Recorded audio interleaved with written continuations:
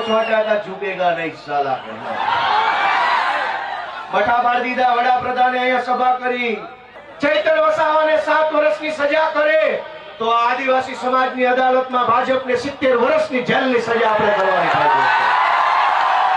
આવનારા 70 વર્ષ સુધી સરકારના પૈસાથી ચાલતી સરકારની અદાલતે 7 વર્ષની સજા આપી અને સરકારે સ્થાપેલી સરકારના નિયમથી ચાલતી અદાલતે જે સજાનો ચુકાદો સંભળાયો એ સજા એ ચુકાદો આ જનતાની અદાલતમાં લઈને અમે બધા આવ્યા છે કે તમને એ માન્ય છે કે નહીં।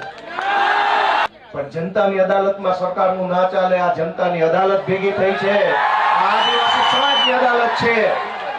ચૈતરભાઈને સરકારની અદાલતે અને સરકારે ભેગા મળીને જે કાંઈ ન્યાય અન્યાય કર્યો એનો સાચો ન્યાય આદિવાસી સમાજની અદાલતમાં થવાનો છે અને નિર્ણય આજે અહીંથી આપણે